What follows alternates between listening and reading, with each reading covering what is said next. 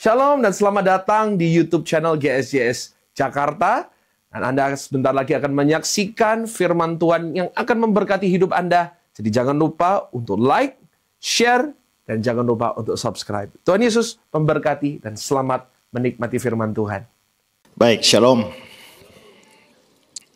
Bapak Ibu, karena minggu lalu kita baru merayakan Paskah, maka hari ini saya masih khotbah. Semua pemberitaan saya berkisar pada fakta kebangkitan Kristus. Dan karena itu pada kesempatan ini juga saya mau menyampaikan tema pentingnya kebangkitan Kristus. Kita melihat 1 Korintus 15 ayat 1 sampai ayat yang keempat. Dan sekarang saudara-saudara, aku mau mengingatkan kamu kepada Injil yang aku beritakan kepadamu, dan yang kamu terima, dan yang di dalamnya kamu teguh berdiri. Oleh Injil itu kamu diselamatkan, asal kamu teguh berpegang padanya, seperti yang aku beritakan padamu, kecuali kamu telah sia-sia saja menjadi percaya. Sebab yang sangat penting telah kusampaikan padamu, yaitu apa yang telah kuterima sendiri, ialah bahwa Kristus telah mati karena dosa-dosa kita sesuai kitab suci, bahwa ia telah dikuburkan, dan bahwa ia telah dibangkitkan pada hari yang ketiga sesuai kitab suci. Nah, saudara-saudara, kita memperingati Jumat Agung dan Paskah. Nah, ini adalah dua hari yang paling penting di dalam kekristenan, yaitu kematian Yesus Kristus dan kebangkitannya. Bahwa ini sangat penting, itu dikatakan di dalam ayat yang kita baca tadi. Di ayat 3 dia bilang, sebab yang sangat penting kusampaikan padamu. Lalu dia bilang, Kristus telah mati. Lalu ayat 4, dia telah dibangkitkan. Berarti kematian Kristus, kebangkitan Kristus itu adalah dua hal yang dikatakan Paulus sebagai yang sangat penting. Dan memang ini penting sekali. Seorang penulis namanya Jack Hayford, dia bilang bahwa kebangkitan Kristus merupakan peristiwa paling berharga sepanjang sejarah. Dan kematiannya merupakan peristiwa yang paling menentukan. Dan karena itu saudara, ini menjadi pilar kekristenan. Seandainya Kristus tidak mati dan seandainya dia mati tapi tidak bangkit, maka sesungguhnya kekristenan itu tidak pernah ada. Kekristenan berdiri jatuh bangunnya tergantung pada dua kebenaran penting ini, yaitu Yesus mati dan setelah itu dia bangkit. Lidan berkata, iman terhadap kebangkitan adalah tonggak utama dari iman Kristiani. Dan bila ia dihilangkan, semua akan hancur berantakan.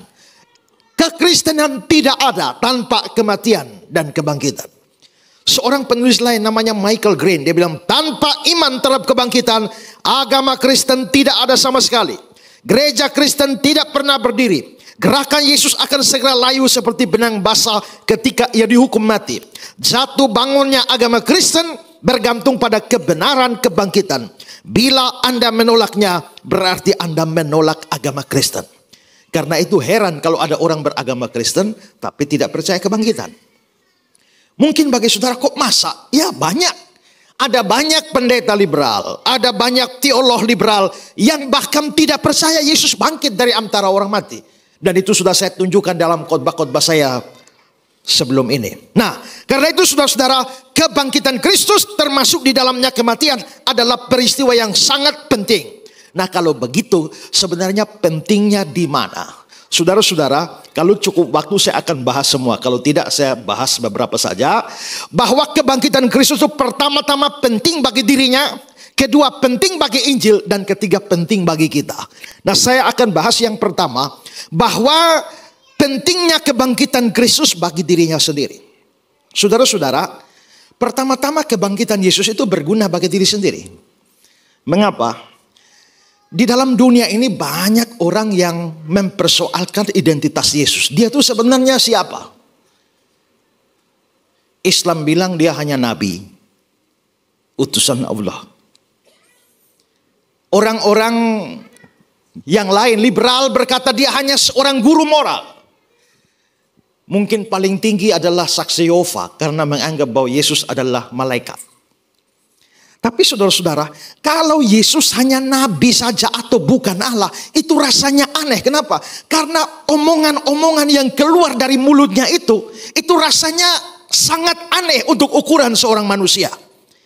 Saudara, misalnya begini, bahwa Yesus itu sebagai manusia, dia lahir pada abad pertama, tapi Abraham itu hidup 2000 tahun sebelum dia. Abraham lebih tua 2000 tahun sebelum Yesus. Tapi dia pernah berkata begini dalam Yohanes 8 ayat 58. Ya, aku berkata kepadamu, sesungguhnya sebelum Abraham jadi aku telah ada. Sebelum Abraham jadi aku telah ada. Berarti dia klaim bahwa dia ada lebih dulu daripada Abraham. Padahal Abraham lebih tua dari dia 2000 tahun. Maka ini membuat orang Yahudi heran. Umurmu belum sampai 50 tahun. Dan engkau telah lihat Abraham. Itu sama dengan saya ngomong pada saudara. Saudara, waktu saya makan siang dengan Rasul Paulus. Saudara kan pikir orang gila dari mana ini ya? Bagaimana mungkin dia bisa ada lebih dulu dari orang yang hidup 2000 tahun sebelumnya. Tapi itu yang dikatakan Yesus. Sebelum Abraham jadi aku ada. Kalau dia masih mengatakan dia lebih tua dari Abraham 2000 tahun yang lalu. Ya walaupun rasanya gila, tapi mungkin tidak segila yang satu ini lagi. Karena dia mengatakan dia lebih tua dari dunia. Yohanes 17 ayat yang kelima. Dia bilang, ya Bapa, permuliakanlah aku padamu sendiri dengan kemuliaan yang kumiliki di hadiratmu sebelum dunia ada. Berarti dia sudah punya kemuliaan sebelum dunia ada. Dia sudah ada sebelum dunia ada. Dia lebih tua dari dunia. Pertanyaannya, nabi mana bisa lebih tua dari dunia? Rasul mana yang bisa lebih tua dari dunia ini? Bukan hanya itu saja, klaimnya dia aneh karena dia menyebut dirinya anak Allah dan karenanya dia menyatu dengan Allah sang Bapa itu. Dalam Yohanes 5:18, dia mengatakan Allah adalah Bapanya sendiri. Kalau dia adalah Allah Bapanya, berarti dia anak Allah. Tapi apa artinya dia anak Allah? Artinya menyamakan dirinya dengan Allah, making himself equal with God. Membuat dirinya setara dengan Allah. Maka di sini penting karena bagi orang saksi Yehova, Yesus itu anak Allah. Kalau Yesus anak Allah, berarti Yesus itu lebih rendah, lebih muda, lebih junior dari Allah. Karena mana ada anak sama tua dengan Bapa. Nah, tapi di sini dikatakan bahwa dia membuat dirinya setara dengan Allah. Mengapa anak Allah setara dengan Allah? Ya karena anak menyatakan hakikat yang sama. Seperti orang-orang tidak percaya bilang, anak presiden atau bukan? Bukan. Anak bupati atau bukan? Bukan. Anak wali kota atau bukan? Bukan. Anak Allah atau bukan? Mereka mengharapkan jawabannya bukan kan? Tapi kalau saya tanya balik, anak ular atau bukan? Anak macan atau bukan? Kamu itu manusia atau anak manusia? Anak manusia, yes. Manusia, yes. Kalau kamu bisa anak manusia sekaligus manusia, kenapa dia tidak bisa anak Allah sekaligus Allah? Maka waktu dia mengatakan Allah adalah Bapanya, dia sedang menyamakan dirinya dengan Allah. Kalau ada nabi model kayak begini, ini nabi apa ini? Ya. Bahkan dia bilang Yohanes 10:30, aku dan Bapa adalah satu. Dia mengklaim di dunia ini dia punya kuasa mengampuni dosa. Markus 2 ayat 10. Di dunia ini anak manusia berkuasa mengampuni dosa. Aneh. Kalau dia hanya nabi biasa, nabi mana yang punya kuasa mengampuni dosa? Kalau dia malaikat mana yang punya kuasa mengampuni dosa? Di Matius 12 ayat 8 dibilang, anak manusia Tuhan atas hari Sabat. Yang menetapkan hukum Sabat itu Allah. Dan hanya Allah yang boleh di atas Sabat. Tapi dia bilang anak manusia dirinya itu Tuhan di atas hari Sabat. Ini nabi mana macam begini? Lalu bahkan dia bilang bahwa dia punya kuasa memerintah malaikat. Matius 13. Anak manusia akan menyuruh malaikat-malaikatnya. Malaikat itu punya Allah. Lalu kalau Yesus hanya manusia biasa saja, bagaimana seorang manusia biasa bisa perintah malaikatnya Allah? Ini orang aneh rasanya. Dan saudara-saudara, kalau saya seorang pemberita firman, saya menyuruh saudara menghormati Allah. Lalu apakah saya minta saudara hormat saya sama seperti saudara hormat Allah? Kalau ada nabi yang benar, nabi itu suruh saudara hormat Allah. Apakah nabi itu menuntut supaya saudara hormat sang nabi sama dengan hormat Allah? Tidak mungkin.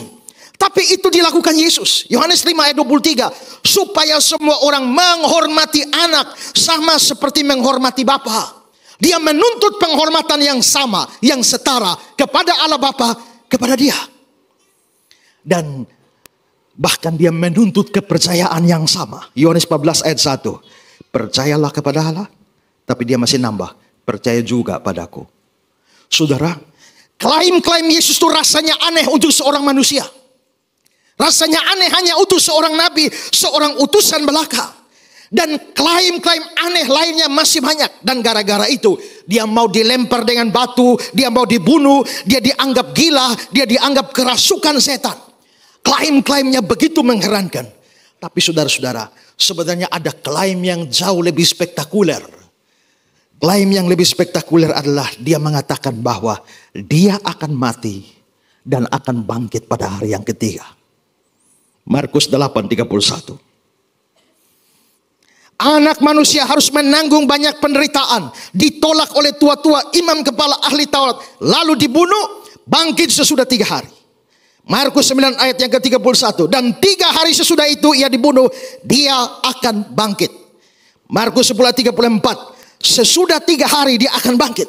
Dan saudara-saudara, Yesus ngomong begini bukan hanya pada murid-murid, tapi dia ngomong pada banyak orang. Dalam Yohanes pasal 2, 19 itu ya.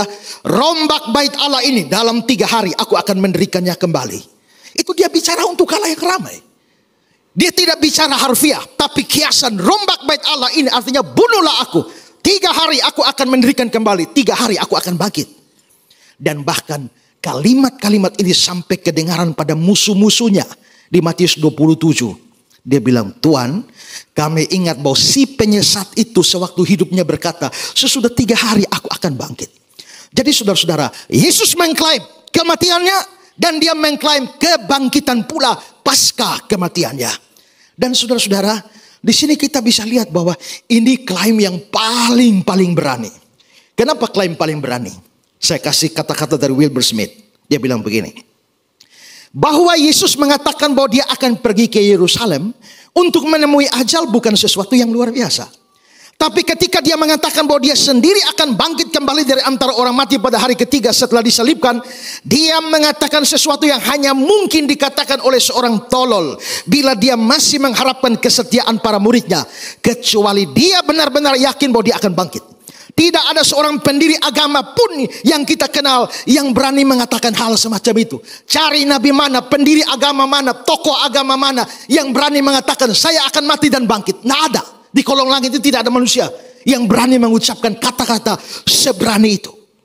Smith melanjutkan, kalau saya atau Anda mengatakan pada sekelompok teman bahwa kita akan mati, baik karena kekerasan atau secara alamiah pada saat tertentu, tapi bahwa pada hari yang ketiga setelah kematian kita akan hidup kembali, pasti kita akan dibawa dengan diam-diam oleh teman-teman kita ke rumah sakit jiwa sampai pikiran kita sehat dan normal kembali. Dan ini adalah benar, karena hanya orang tolol yang akan mengocek ke sana kemari bahwa dia akan hidup lagi 3 hari setelah mati. Itu hanya diungkapkan oleh orang tolol, kecuali kalau dia tahu hal itu pasti akan terjadi. Jadi saudara-saudara, klaim Yesus ini terlalu berani. Dia sudah omong banyak. Dia sudah katakan dia Tuhan atas hari Sabat, berkuasa mengampuni dosa, lebih tua dari Abraham, lebih tua dari dunia ini. Dan semua kata-kata yang begitu hebat. Dan bahkan dia mati dan bangkit. Sekarang saudara pikir, tiba-tiba dia mati dan tidak bangkit. Apa yang terjadi? Kalau dia mati dan tidak bangkit, maka semua orang akan anggap dia pendusta terbesar, penipu terbesar, penyesat terbesar, nabi palsu, guru palsu, mesias palsu, iblis penipu yang mencari popularitas, sensasi murahan dari klaim-klaimnya itu. Seandainya dia tidak bangkit. Jadi saudara-saudara, inilah pentingnya mengapa Kristus harus bangkit. Karena kalau dia tidak bangkit, maka semua klaimnya harus diragukan. Kalau dia tidak bangkit, ragukanlah bahwa dia anak Allah atau dia Allah. Kalau dia tidak bangkit, ragukanlah bahwa dia diutus menyelamatkan kita. Kalau dia tidak bangkit, ragukanlah bahwa dia punya kuasa mengampuni dosa kita. Kalau dia tidak bangkit, ragukanlah kemampuannya untuk menolong saya dan saudara. Kalau dia tidak bangkit, ragukanlah dia punya kemampuan memberkati saudara. kalau dia tidak bangkit, ragukanlah semua yang pernah dia katakan. Ragukanlah, karena klaim paling besar dia tidak bisa membuktikannya kalau dia tidak bangkit. Dengan kata lain saudara, seluruh reputasi Kristus dipertaruhkan di sini. Kebangkitannya menentukan apakah semua klaimnya bisa dipercaya atau tidak. Edgar bilang begini, inilah seorang guru agama yang dengan berani mempertaruhkan seluruh kebenaran pernyataannya pada kemampuannya setelah dibunuh untuk bangkit kembali dari kubur. Kita dapat mengatakan dengan pasti bahwa belum pernah sekalipun sejak dunia sampai sekarang ada orang membuat pernyataan seperti itu. Tidak ada. Dan disinilah titik pentingnya kebangkitan Kristus bagi diri sendiri. Dan fakta bahwa dia bangkit pada hari yang ketiga, persis seperti yang dikatakannya, itu menunjukkan bahwa seluruh klaimnya itu dapat dipercaya. Karena begini saudara, klaim yang paling besar itu adalah kebangkitan. Yang lain-lain itu lebih rendah daripada kebangkitan. Dan kalau yang paling besar dia bisa buktikan, yang kecil-kecil apa lagi? Maka kalau dia bisa bangkit dari antara orang mati, itu jaminan bahwa semua pernyataan dia yang nilainya lebih rendah daripada kebangkitan, itu adalah kebenaran.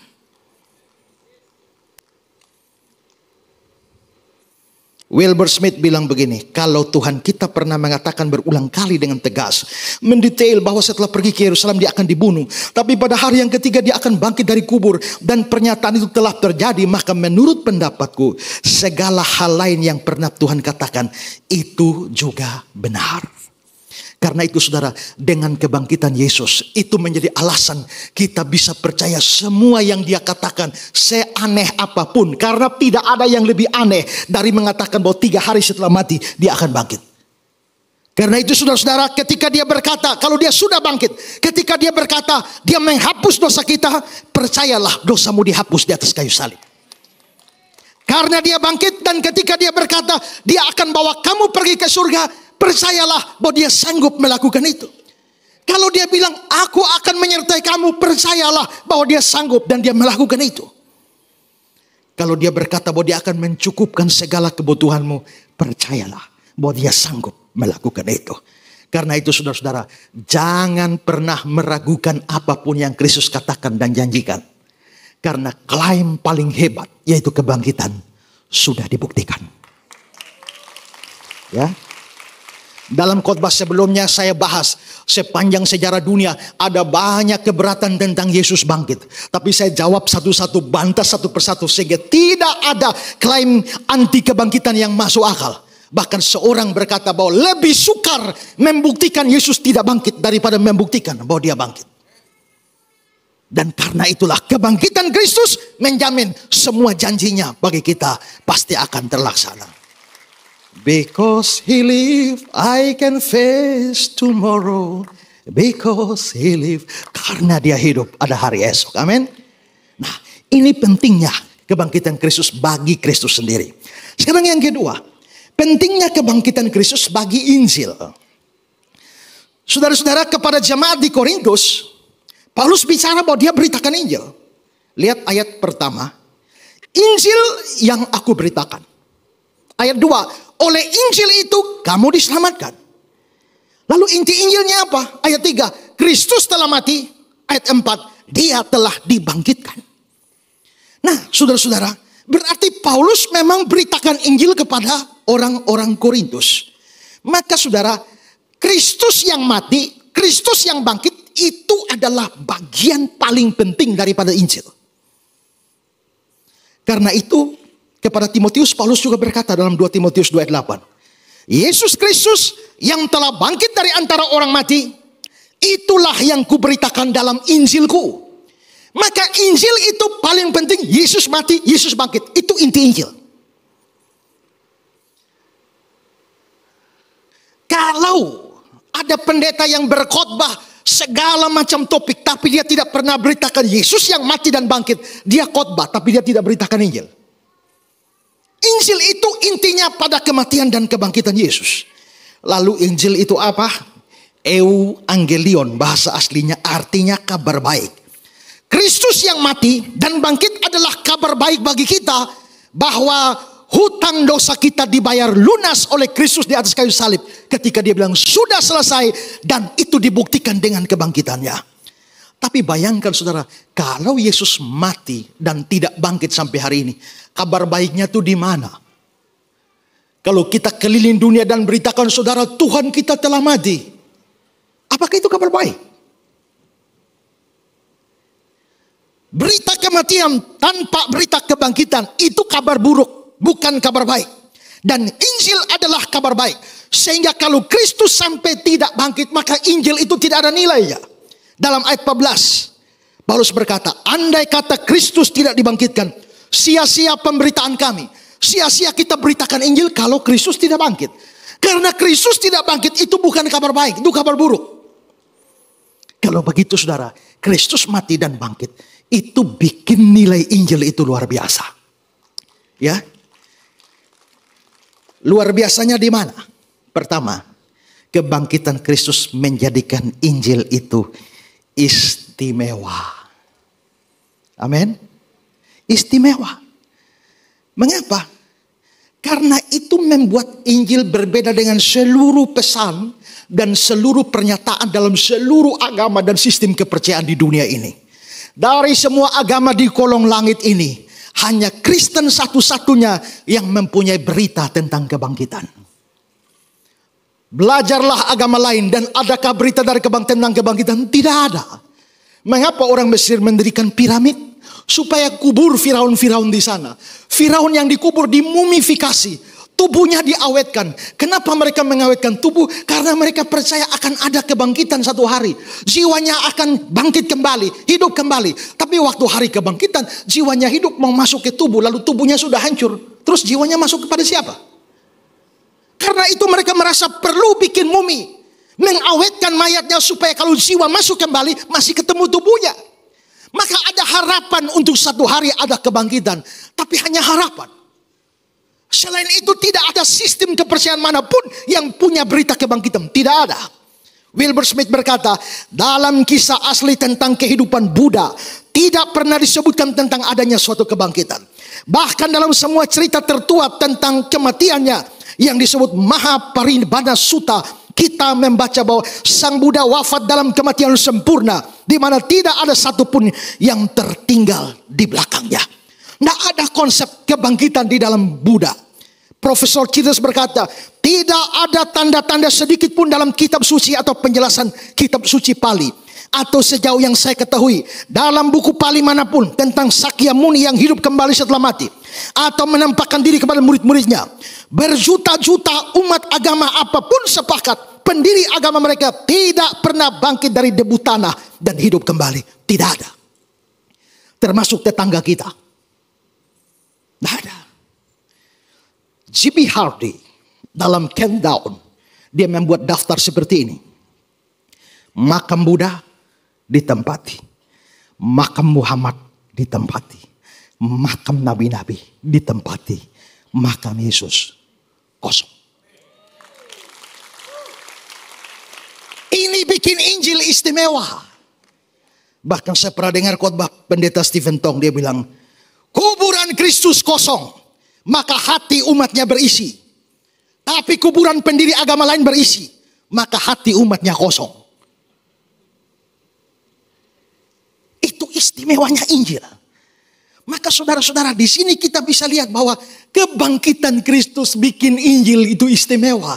Kalau Yesus mati dan tidak bangkit-bangkit, apa bedanya kita dengan agama lain?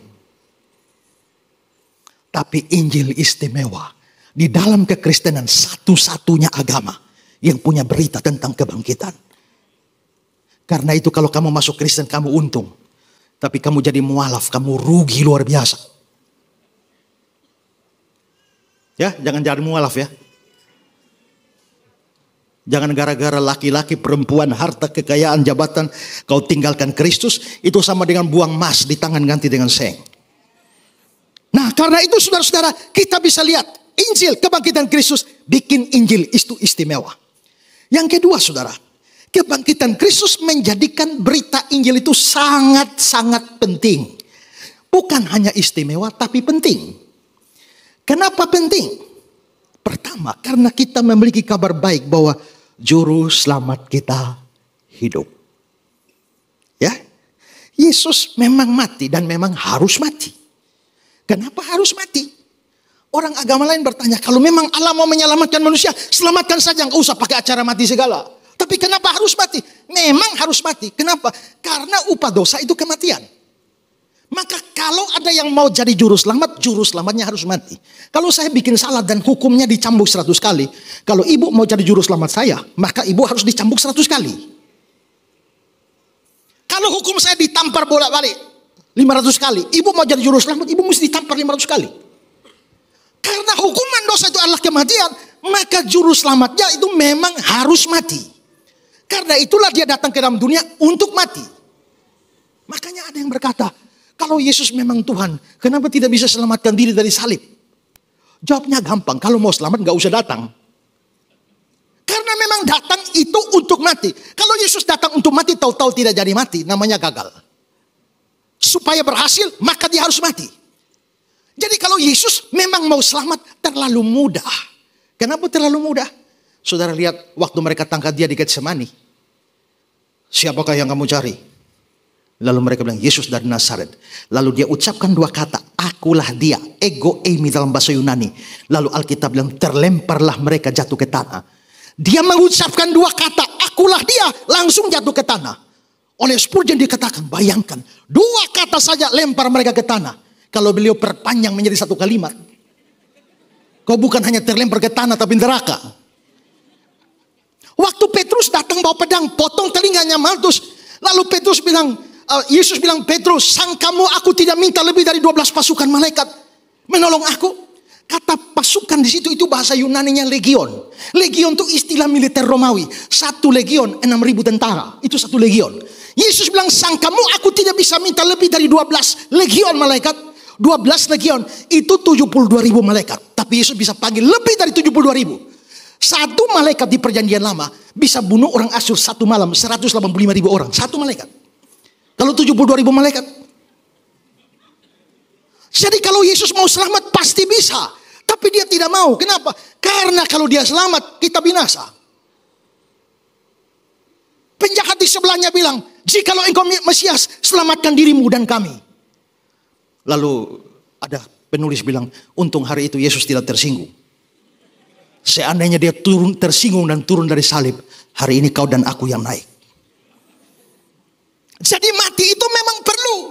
Masalahnya kalau mati dan tidak bangun-bangun lagi, lalu apa istimewa, apa pentingnya? Tapi dengan kebangkitan, itu bikin Injil penting karena membuktikan juru selamat kita hidup.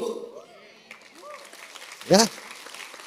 Lazarus mati tapi tidak bangun-bangun lagi. Yang lain mati bangkit, Lazarus mati bangkit, habis bangkit mati lagi. Semua yang mengalami mujizat kebangkitan di dalam Alkitab, habis itu mati lagi. Tapi Yesus beda. Wahyu 1 ayat 18. Aku telah mati, namun lihatlah aku hidup sampai selama-lamanya.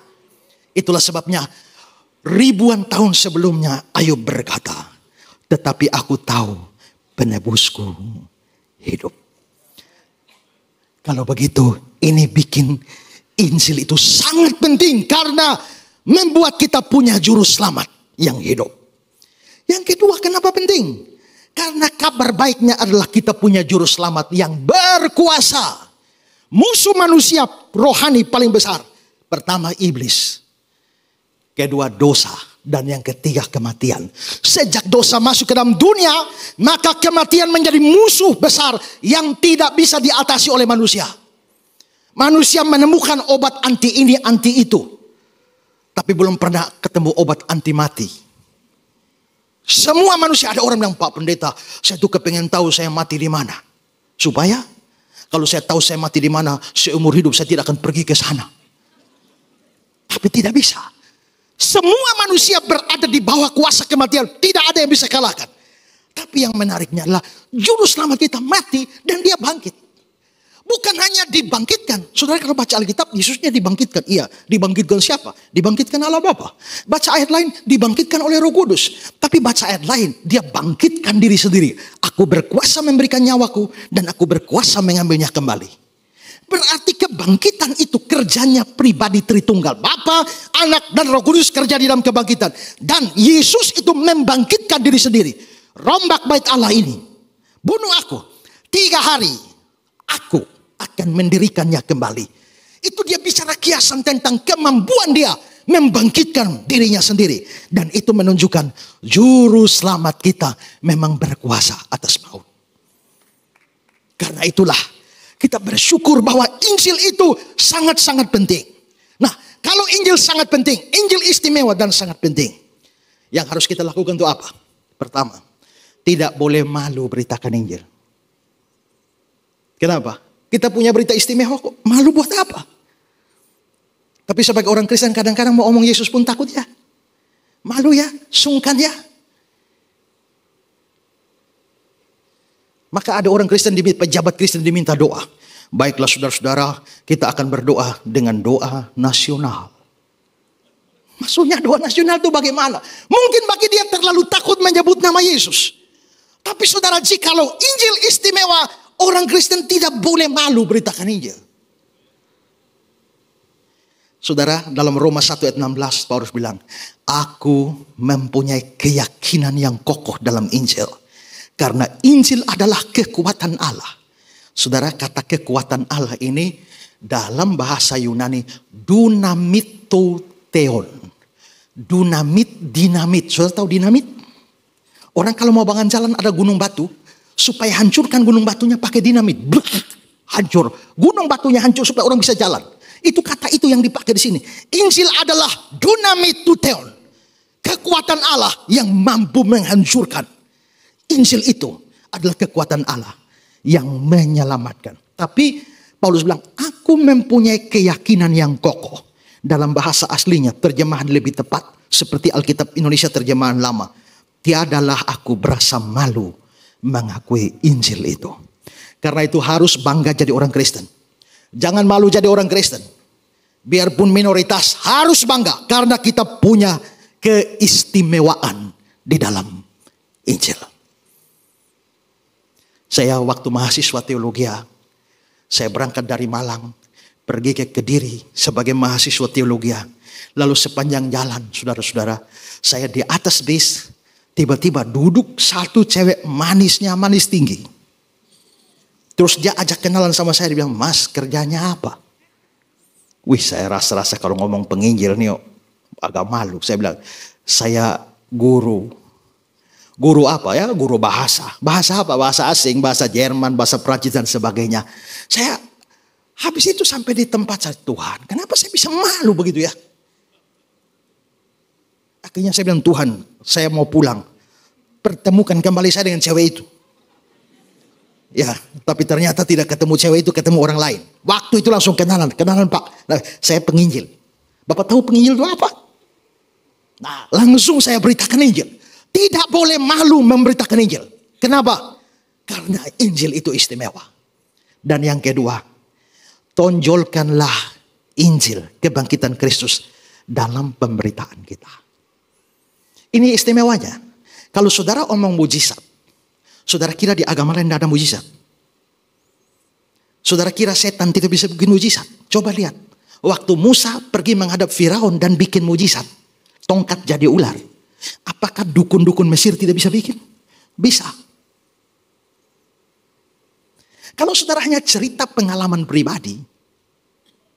Waktu saya berdoa, tiba-tiba ada laki-laki gondrong, rambut pirang datang ketemu saya. It's okay. Itu bisa benar.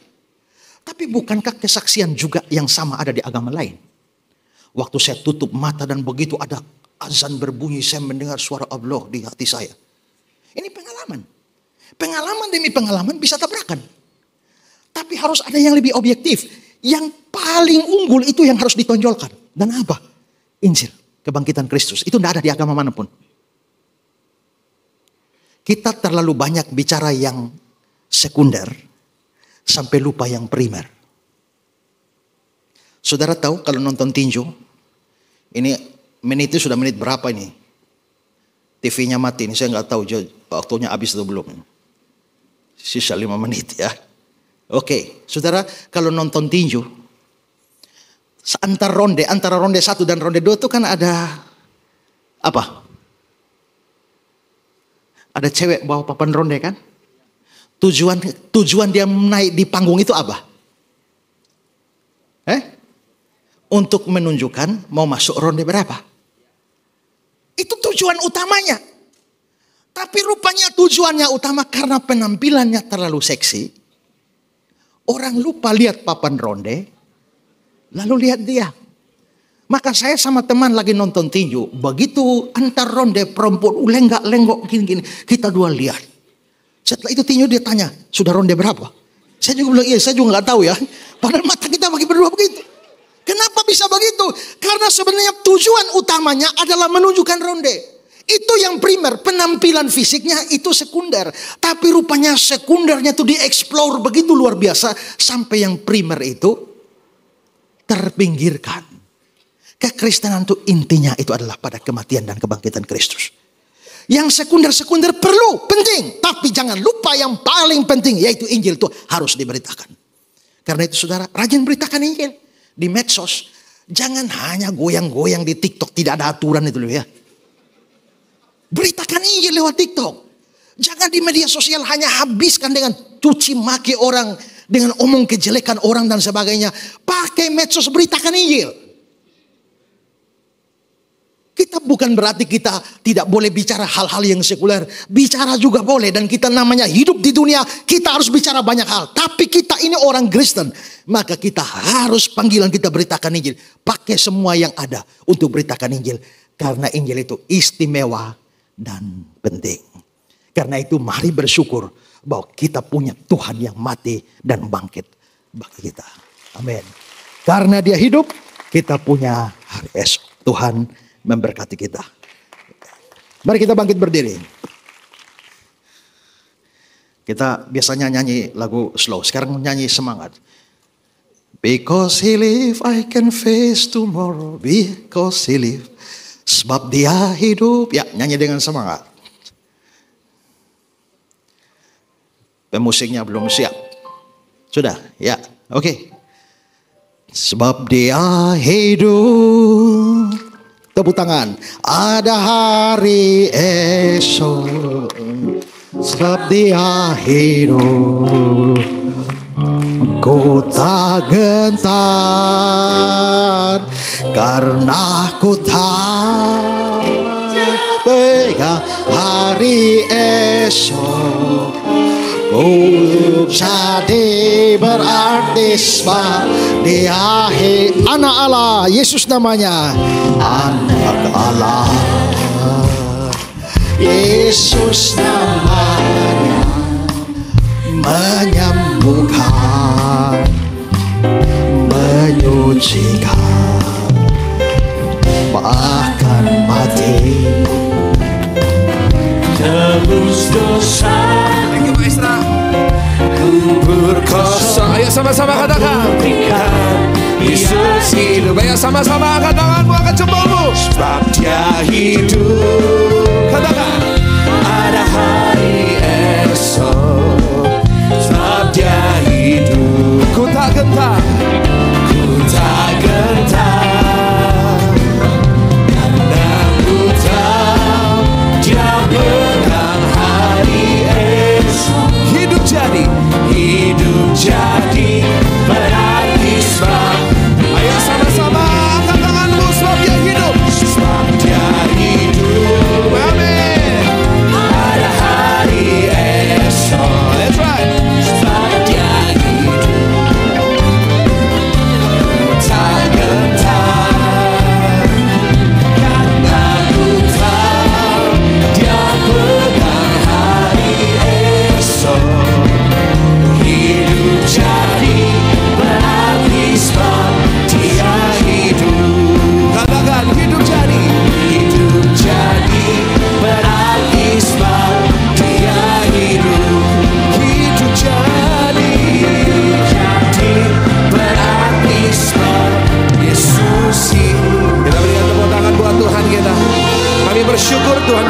bangkit bagi kami.